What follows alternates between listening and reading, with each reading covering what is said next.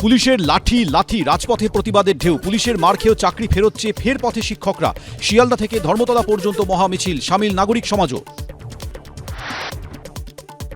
আমাদেরকে বুকে গুলি করুন, গুলি পেটে লাথি মেরে দিয়েছেন, আর লাথি নয় গুলি খেতে চাই, গুলি গুলি করে দিন, মরে যাব। পথে নেমে গর্জন চাকরিহারাদের।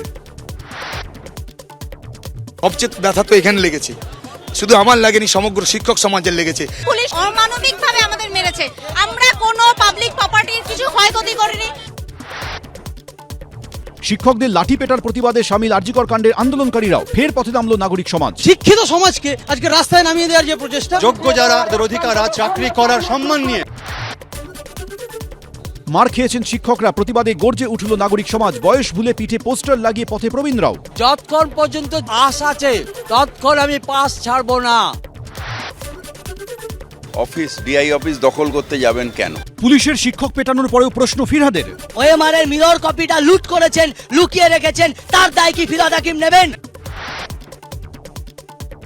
ওয়াকফ আইনের প্রতিবাদে মৌলালিতে জমিয়তে উলেমা এ হিন্দের সমাবেশ। ব্যস্ত সময়ের মধ্যে কলকাতায় প্রবল যানজট। রুট বদলে কোলে মার্কেট দিয়ে ধর্মতলায় পৌঁছল চাকরিহারাদের মিছিল। হুমায়ুনের পর এবার সায়নী। শিক্ষকদের উপর পুলিশের লাঠিচার্জের নিন্দায় যাদবপুরের তৃণমূল সাংসদ। যারা যোগ্য প্রার্থীকে ভিকটিম হতে হচ্ছে নানান পলিটিক্সের জন্য, সেন্সিটিভলি হ্যান্ডেল করতে হবে।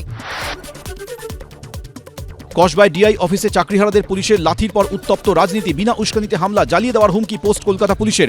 আসল রং দেখিয়েছেন মমতা, পোস্ট অমিত মালব্যর।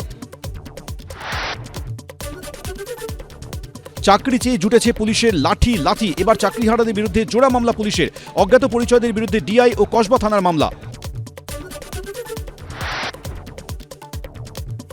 লাঠিপেটা কাণ্ডে ডিসি এসএসডি বিদিশা কলিতার কাছ থেকে ব্যাখ্যা তলব লালবাজারের। কেন পুলিশকে লাঠিচার্জ বা লাথি মারতে হলো জানতে চাইল লালবাজার। খবর সূত্রের।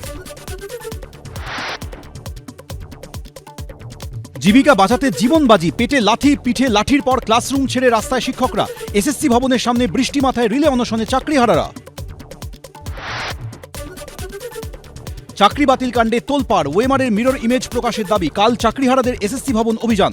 মিরর ইমেজ প্রকাশ করে এসএসসি, আমাদের ওইটাই দাবি। তাহলে যোগ্য আলাদা হয়ে যাবে। পেনেজোলা শিক্ষকদের কাছ থেকে কি শিখছে, সেই সমস্ত শিখে বাচ্চাগুলো এগোচ্ছে, কতগুলো প্রজন্ম নষ্ট হচ্ছে। অনশন স্থলে গিয়ে চাকরিহারাদের পাশে থাকার বার্তা কলকাতা ও কাকিনাড়ার দুই শিক্ষিকার।